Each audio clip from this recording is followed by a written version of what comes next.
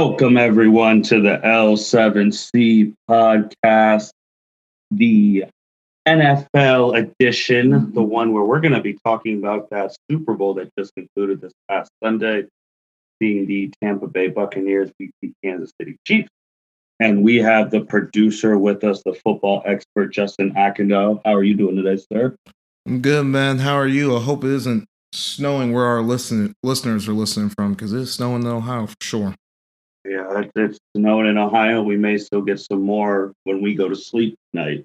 So that's always a plus. But we know where it did snow in Tampa, Florida. Tampa Bay, Florida. They got some pretty good weather. It didn't even rain during the Super Bowl where some people predicted it might rain. Yeah, meteorologists are always wrong. I swear they're wrong. They're wrong more than they're right. But yeah, we're going to talk about the Super Bowl. We're going to talk about Tom Brady, Patrick Mahomes, and really just you like the halftime show, things of that nature. But let's get into this. Justin, we both had the Chiefs in this one, and we were dead wrong. Tampa Bay came out winning 31-9. The Chiefs not even scoring an offensive touchdown in this game. Were you shocked by the score and how the game was played? Yeah, I was definitely shocked. I didn't expect Kansas City to come out that flat. I was definitely expecting them to, be the Kansas City that we saw in the divisional round and at least the conference championship game. I mean, they were playing without Mitchell Schwartz for a lot of the games, and they lost Eric Fisher in the AFC championship game. I didn't think them not having their two starting tackles would be that much of a big deal, but it was honestly the story of the game. Tampa Bay rushed with 4, kept the safeties back and was getting pressure with 4, and Patrick Mahomes was under the rest the whole game. He did his best. He got surgery today for turf toe, so he was playing hurt. But yeah, the game basically came down to Kansas City's offensive line not being able to hold up to Tampa Bay's front four. I mean, they're incredible. Shaq Barrett, Dominican Suvia, Vea, Shaq Barrett, they were on fire, and gotta give all the credit in the world to them. That's what really won them the game. Yeah, it felt like every play they were in the backfield of the Chiefs. I felt like that line, just watching that entire game, they couldn't block anything. And every time they hiked the ball, there's already 2 people ready to sack Patrick, and he had to run around. And I think there was a stat saying he had 500 rushing yards from fighting for his life, which is absurd. And also, he didn't get any help from his weapons. There were a couple that hit. I don't know if it was Tyreek who got hit one in the face. Tyreek got hit in the face mask. He was Mahomes was scrambled to the left and was falling down, and it hit Tyreek Hill right in the face mask. Travis Kelce had a drop in the second quarter that would have been a first down. I mean, yeah, the receivers really didn't help him too much. The Chiefs did have some success running the football, and they never stuck with it. Clyde Edwards-Helaire had a couple good runs, and in the beginning of the game, they probably should have ran the ball more because Tampa Bay was in a two-man defense, meaning that they have 2 deep safeties and man on man across the board, and that's a good running look for the offense. And the offense should have ran the ball more, because if the defense is playing man across the receivers, when the receiver goes out on a route, it's going to take some of that run support out. So Kansas City definitely should have ran the ball more, and they just didn't do it. And yeah, no one really showed up. Yeah, no one did. I honestly thought after that defense got that goal line stand that was going to be the momentum changer. I really did, but they weren't able to capitalize on that. And also, I just felt like, not saying the refs played a part in this game or anything like that, but Tampa Bay got a lot of calls, and I felt like the Chiefs did not get any calls at all. Anytime the Chiefs got a stop on defense, they were called for a holding or a PI, or even though I thought some were uncatchable. Did you see that as well? Yeah, the refs were kind of playing they're kind of calling the game a little tight for my liking for a Super Bowl. But I was looking at the highlights before we got on, and no, they were legit fouls, but some of them were a little ticky tacky, especially the one on Tyrann Mathieu when he got the pick, and they called holding across the field. They like the dude that they call holding on wasn't even in the play, and that negated the interception. That was a turning point for me. If Chiefs would have held on to that ball and got that interception and it wasn't negated by a penalty, I think that they probably could have changed momentum and like got back into the game at that point. Yeah, it's just wild thinking that this Kansas City Chiefs offense did not score an offensive touchdown in the game. Like that defense was out of its mind, and even the offense too. I saw the stat that everyone who scored a touchdown for Tampa Bay was not there last year. Tom Brady had 3 passing touchdowns, 2 were to Gronk, 1 was into Antonio Brown, and Leonard Fournette scored a touchdown. So all the touchdowns contributed were to all players that weren't there. And when Tom Brady got there, they came there because Tom Brady's there, that's wild too. Yeah, it's definitely wild. It's just, the culture that Tom Brady was able to bring down to Tampa Bay it's just incredible to watch. I mean, he got Antonio Brown a freaking Super Bowl ring. No one wanted to touch Antonio Brown. He was letting the man, live into his house.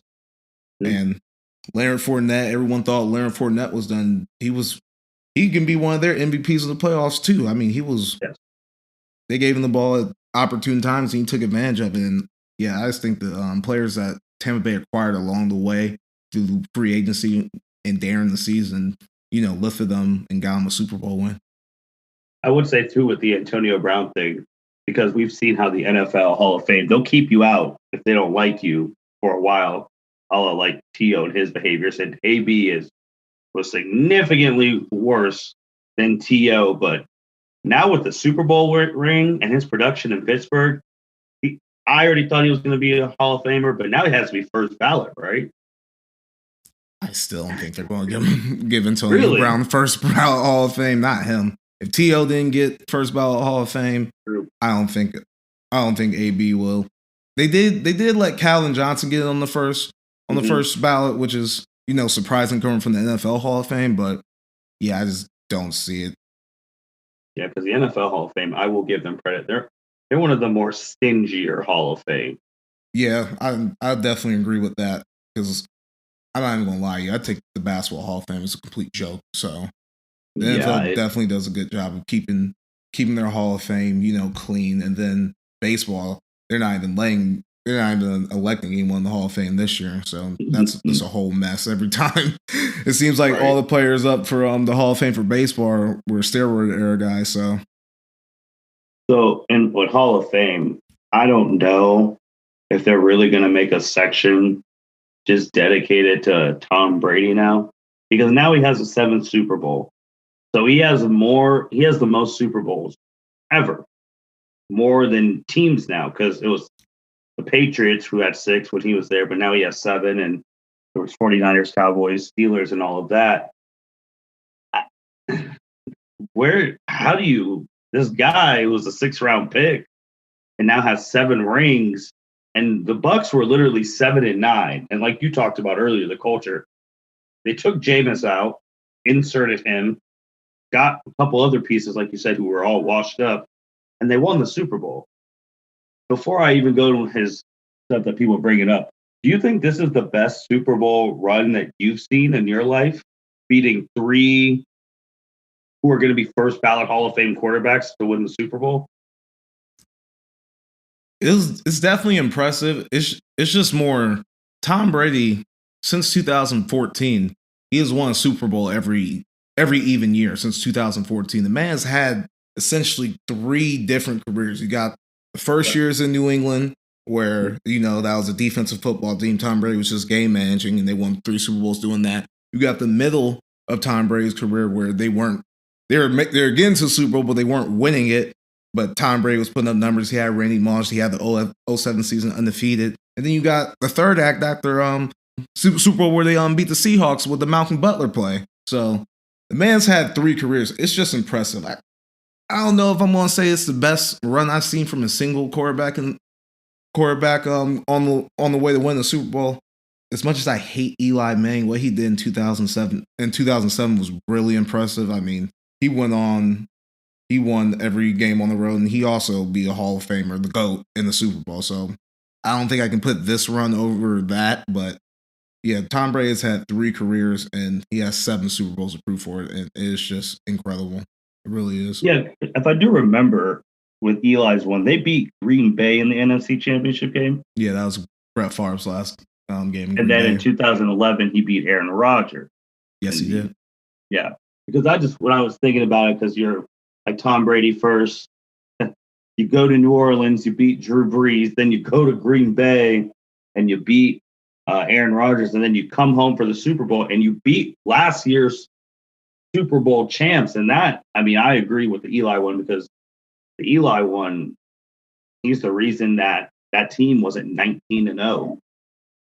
So that's a good point to compare those two. And now, me personally, I thought the GOAT stuff was really solidified. Not even now. I thought it was solidified after the Seattle comeback because they were down 14, and that second half, fourth quarter was amazing. And sure, Malcolm Butler sealed the deal, but that's why NFL is the ultimate team game. I thought it was solidified then, and then obviously with the 28-3 comeback. But now it has to be closed for the time being that he's the quarterback GOAT. Are you going so far to say he's pure football, the football GOAT, or where are you at?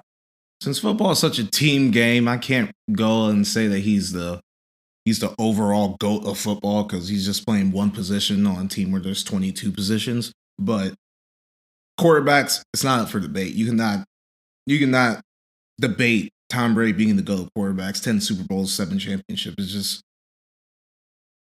you don't have words for it. Like, it's mind blowing when you say it out loud. 10 Super Bowls, 7 titles, like 7-3 in the Super Bowl. It is wild. Like, and you would think, and then it's just so crazy thing about the quarterbacks that beat him in the Super Bowl: Eli Manning and Nick Foles. Not Aaron Rodgers, not Big Ben. Big Ben never beat Tom Brady to go to a Super Bowl. Like, all his contemporaries can't even match up to him. Patrick Mahomes had the chance to, get a lead up on Brady, winning back-to-back Super Bowls, and now he's stuck at 1-2, so he's still in the Aaron Rodgers type of boat, Russell Wilson type of boat. So yeah, he's just separated himself even more winning the Super Bowl in Tampa Bay.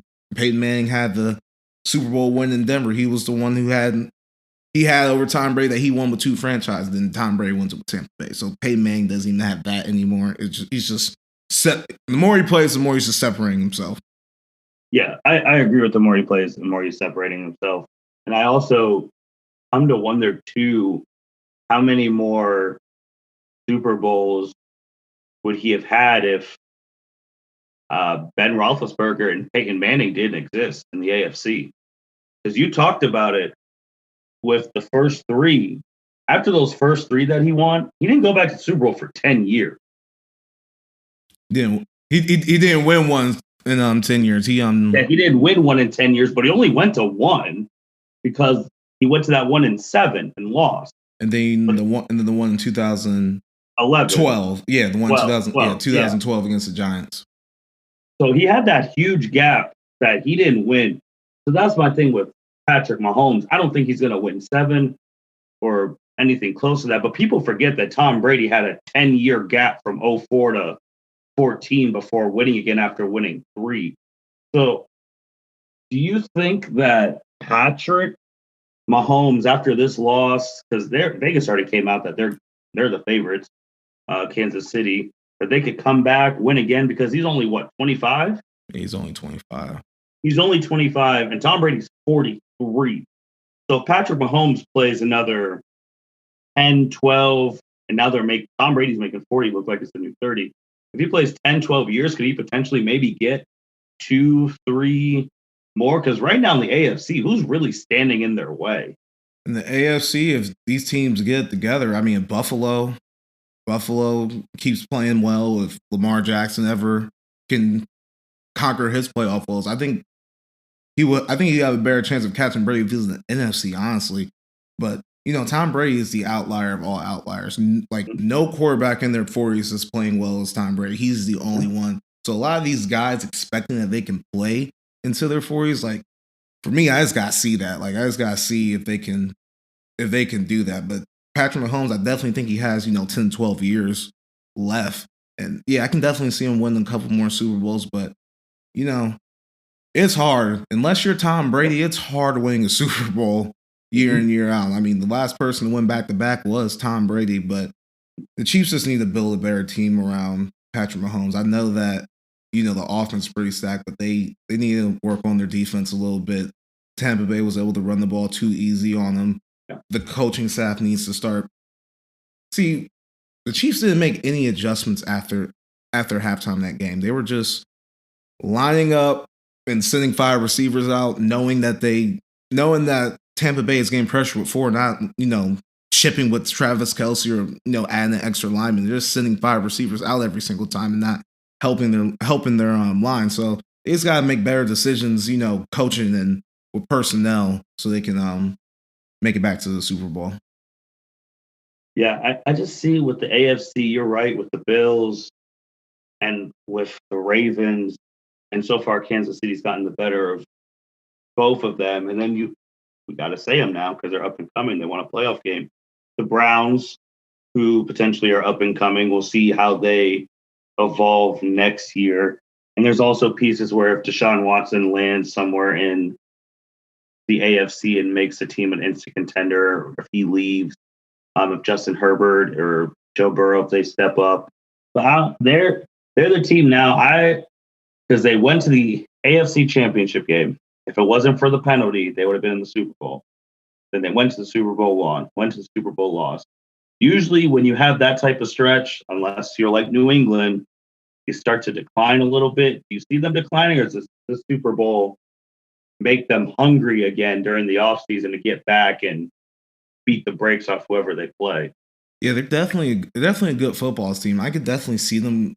I can definitely see them going back to the Super Bowl. I don't think they're going to fall off too much because they're still going to have Patrick Mahomes, a healthy Patrick Mahomes. Still going to have Travis Kelce, Tyreek Hill. I just think they need to, fix their defense. They were 31st in rush DVOA defensively, so they need to, maybe get. It's really not even the defense line. They need better linebackers so they can stop the run better. And if they can correct some of those things on defense and become a more balanced team on offense, because they got Patrick Mahomes, so they think they can just pass the ball every fucking play. So they get a running game in there, and they'll be right where they are now. I'm not concerned about them right now. Switch over to the NFC. Tampa Bay, they had their parade today, day of recording. And Bruce Arians is talking about they're going to run it back. That's usually what everybody says when they win, that they're going to win it again. And they have Chris Godwin in free agency, but Bruce Arians said they're bringing everybody back, so they're going to figure that out. We'll see. Yeah, we'll see. In the NFC, what do you think their chances are to potentially go back to the Super Bowl? Because now, depending on how COVID and stuff goes in the offseason, Tom Brady didn't even have an offseason with these guys. So now he's going to potentially get a full offseason. Where are their chances on going back? What do you think on that? I think they have the inside track to go back. Just look at their division. Yeah. We don't know who's going to be playing quarterback for the Saints.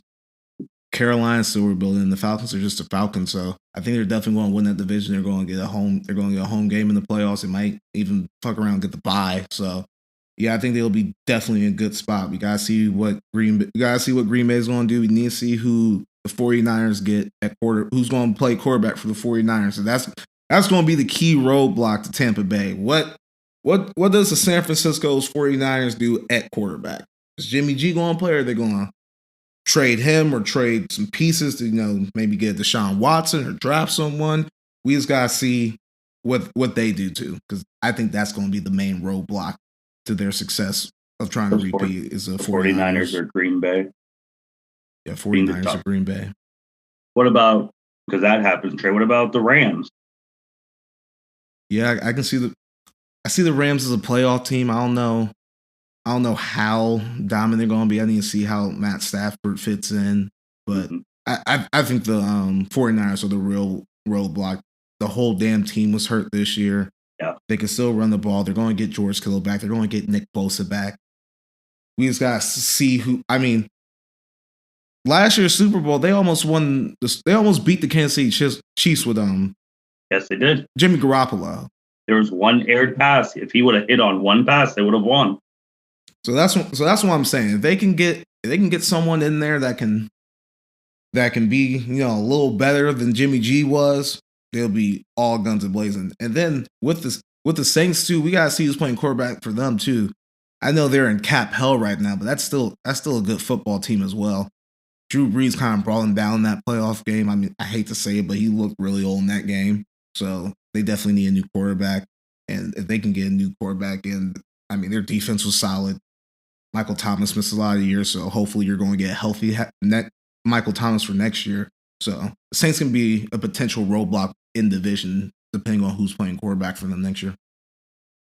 So you're saying, as of right now, we could potentially see a rematch of these two if everything stays the same. We could absolutely. And there's a team that you didn't bring up who he just entered the news recently today and yesterday night.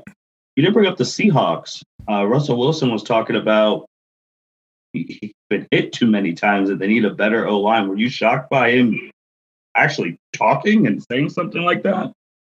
Him actually saying that, yes, I was shocked. But, I agree with him. Every time you watch the Seattle Seahawks play, typically it's coming down to Russell Wilson trying to save them. So I think Russell Wilson's a smart guy. He's a good quarterback. I think that, you should let your franchise quarterback, be in on a couple decisions with, offensive personnel.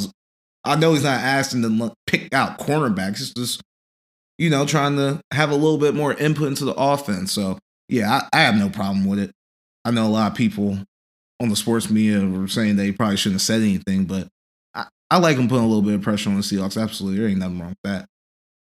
Speaking of pressure on the AFC side, Deshaun still hasn't been traded, but now the Houston president has resigned after 20 years of being there. So, Justin, man, something's got to be going on in Houston. Something has to be. So their president resigned today. Wow.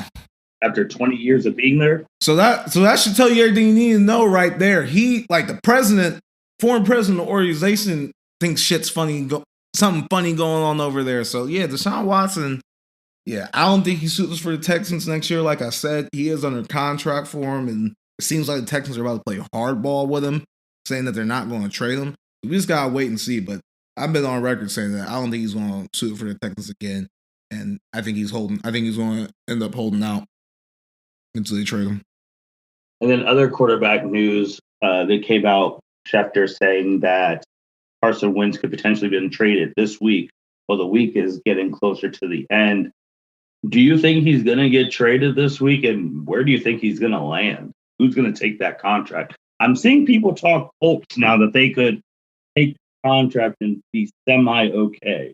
Yeah, that's the only option that I see going. I think that it's either going to be the Colts or the Chicago Bears. I think if he goes to the Bears, it's going to be more of the same. And if he goes to the Colts, I mean, as long as Carson Wentz doesn't mess it up, that'll be a scary football team. But I mean, he regressed so much this year that the Colts are the only team that I think that can fix him. He goes back with Frank Wright, so I think the Colts is the move there for them. But yeah, Carson Wentz should be clamoring to stay with the Eagles. I mean, after playing so shitty for him, I think he owes them. So, what do you think Carson Wentz could get on the market? What do you like? A first round pick, a couple first rounds? What do you think? Maybe a first round pick, but I don't think he's worth. I don't think he's worth two after this 2020 season. Absolutely not. No. I want to go back to Tampa Bay and with them winning the Super Bowl, because I don't know if you peeped Bruce Arians' staff, that his staff is full of minorities from top to bottom. Mm-hmm. from running backs coach, and obviously, I mean, we'll shout these two out when me and Chelsea do a podcast. But we have two women, Morel and Lori. Lori was the assistant defensive line coach, and Morel's the assistant strength and conditioning coach. First two women to win Super Bowl rings as coaches. Yeah, yeah, man, it's incredible. I mean, Todd Bowles. See, Todd Bowles put on such a great. He's a defensive coordinator for the Tampa Bay Buccaneers. He did what the Kansas City Chiefs coaching staff didn't do. He adjusted. That first game, he was blitzing Patrick Mahomes, and Tyreek Hill was carving them up. This game, he knew he couldn't blitz as much. He knew that Kansas City's offensive line was injured, and he rushed for, doubled Tyreek Hill, he doubled Travis Kelce, and you saw what happened to him. So big ups to Todd Bowles, big up to Brian Leftwich, the offensive coordinator for the Tampa Bay Buccaneers. They did a really good job on Sunday. Yeah, they really did, and people might be trying to poach him now for head coaching jobs in the future. And also, last thing I do want to end is with Brady, but before I get to that, what did you think of the halftime show? Did you like it, love it, indifferent? I'm indifferent. I mean, I liked the weekend, so I thought it was a pretty good performance. I didn't do what I said in the last podcast. I was drinking heavily, so I don't really remember too much of it. But from what I remember, I thought it was pretty good. The man has hits for days. I didn't really realize how many hits he has. Yeah, I feel like he did well. The people who I were watching with, they were singing along to the stuff. So I think he did well. And in this day and age, too, some of the stuff he did was so meme worthy. So now that's how you judge how people do. If your stuff's meme worthy, you caught the attention of everyone. Did you make any money off the Super Bowl? Did you make any prop bets, anything like that? Two prop bets that I put out on the podcast didn't hit. The Chiefs obviously didn't hit, but I was able to get some money back because I did do a live bet on Tampa Bay in the third quarter when I realized what the game was going to be. So I made a little bit of a bet. Okay. So with Tom Brady, we talked about the GOAT stuff. Quarterback gets solidified. I don't think anyone's catching him. Aaron Rodgers only has one. Drew Brees has one. They're not. Well, Aaron could potentially get one, but he's not going to get 6 more.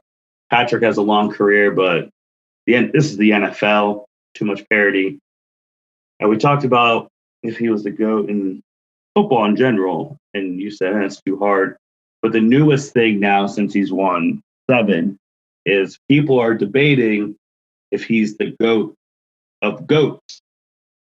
What do you think about this current debate going on? And a lot of people after the 7th are starting to say he's the GOAT of GOATs. The GOAT of GOATs. I mean, football is just such a team game. I just can't give Tom Brady the supreme credit for all his Super Bowl wins. I know, with Michael Jordan, he's playing offense, playing defense, leading the team. So, football is just hard to compare him that way. And then, just GOATs of all time. We're personally honest with me, I think Serena Williams is my GOAT of all GOATs because that woman is just incredible and has been doing it forever. So Tom Brady's definitely up there. I mean, as a single man, Tom Brady has more Super Bowls than the 3 NFL franchises that have the most Super Bowls. So the man is just defying how we even talk about sports and how we even are categorizing these players just by the winning that he is doing so late into his career. He's 43 years old. This has never happened before. A 43-year-old starting a full season and winning a Super Bowl. We're in completely uncharted waters right now with Tom Brady. Yeah, because people are thinking 7 Super Bowls, 5 Super Bowl MVPs, and like me and you have talked about it nauseum on this podcast. Making a team in the NFL is hard because of the salary cap. This ain't the NBA. It's hard. So him able to win 7 Super Bowls in this era's salary cap, absurd. And people have talked about is he the greatest winner and team sports, and now is he the GOAT of GOATs because he's playing in the NFL and he has more Super Bowls than the organizations. And you brought up Michael and Serena and things like that. And I know when I talk to Chelsea down the line, she's going to get fired up about it because people weren't even bringing up the women. So, she's going to Yeah, I'll let Chelsea do all that. She has a women's sports game on lock, so she gets y'all schooled on that field. Yeah, she's gonna spaz on that because they didn't even bring up Serena and Simone. And I think Tom Brady is definitely in the discussion. I don't know if I could say he's the greatest of all time, but he's definitely in the discussion now because 7-5 is wild. And God forbid if he goes and wins it next year and gets another Super Bowl MVP, that's 8 Super Bowls, 6.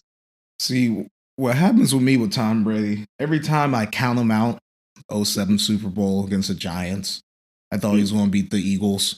Every time I think he's going to win, he ends up losing. In the times where I think he has no shot of winning, Atlanta, Seattle, he wins. So I ain't going to keep predicting Tom Brady. The man is just unpredictable. I can't get a read on this man. I'm just going to stop. I want to pick him next year to win a Super Bowl again, but I just gotta see how offseason shake up, and I have picture that closer to the. You know, it's crazy too. This was his 10th Super Bowl. This was the first time his team has ever scored a touchdown in the first quarter, and this is the first Super Bowl where it was after the score, it was never in doubt. All those other Super Bowls have come down to a field goal, or like Tom Brady could be 0-9 in the Super Bowl because of how close those games were. Like, it's ridiculous. And this is the game that at 43 they just beat the hell out of Kansas City. It's wild, man. I mean, he has a stacked roster. I mean, if you think about Tampa Bay, I mean, they were 7-9 last year. You gotta remember, Jameis Winston threw 30 interceptions. Like, throwing all those interceptions, and their defense was good last year. Like, the defense for Tampa Bay was just as good last year as they were this year. Jameis Winston was just putting that team in terrible positions. So you get that corrected, and yeah, you can go on and win a Super Bowl. But as you said, Tom Brady has probably been on the most stacked roster of all time, and he lost that Super Bowl. It's happened. Kansas City is at least offensively, they're a stacked roster too. And you saw what happened to them. You see what a front four can do against a shaky offensive line. I mean, like I said at the beginning of the podcast, the story of the game was Tampa Bay's front four. They were getting after them. Kansas City's tackles could not block JPP or Shaq Barrett or Naman Suter, even Vita Vea. There was one play, Vita Vea just pushed the center directly into Patrick Mahomes, and he threw an incompletion. Like, Patrick Mahomes couldn't get any time to do anything, and they won him the game. And when your defensive line is that dominant, it just makes everything else so much easier defensively. Oh, yeah. Outside of quarterback, man, those lines are the most important things. It really outside of quarterback, they are the defensive line and offensive line are the most important things in football. But Justin, man, that's all I had. Was there anything else you have to say? I know we're both waiting eagerly on Carson Wentz. We'll probably have to do an emergency one for that, but yeah, I'm just waiting to see how the quarterback carousel works in these next coming weeks. So it's about to heat up. We're about to see some big names moving. So I'm just really excited for that. I'm glad that the Super Bowl was able to be played. There wasn't any rain. I mean, I wish Kansas City could put a better performance so we could at least have a good game. I mean, by the third quarter of that game, you knew, like, it was over. I don't even really remember the fourth quarter. So, yeah, I'm done for this podcast, but just waiting to see what happens with these quarterbacks in these coming weeks, man. See where the NFL free agency moves everyone. And with NFL, got to shout out the NFL. They just completed their season in COVID, like we said they would. By any means necessary. By any means necessary. They got it done. They made money. The NFL ain't the league to play with when it comes to making money. No, this was the lowest rated Super Bowl since like 2007.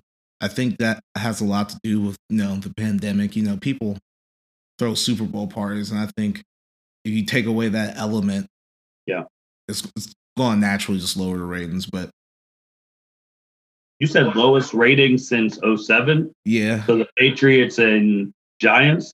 Yeah. Well, I feel like that one was low because everyone thought the Patriots were going to win and didn't turn it on. I mean, they were the overwhelming favorite. Yeah, they missed a good game if you didn't watch that one. Mm-hmm. Yeah, they didn't miss anything much. But yeah, you're right, man. Just keeping up with this quarterback carousel that's about to start and free agency. We're getting mock drafts now, and Todd McShay's mock draft came out. He has, for the first time in history, 4 quarterbacks going 1, 2, 3, 4 now. Damn. I mean, now he has Zach Wilson to 2, which would go to the Jets, which also means Sam Darnold might be on the move. So, gotta see how it shakes, man. It's gonna be interesting. But yeah, first NFL completed season on the L7C podcast.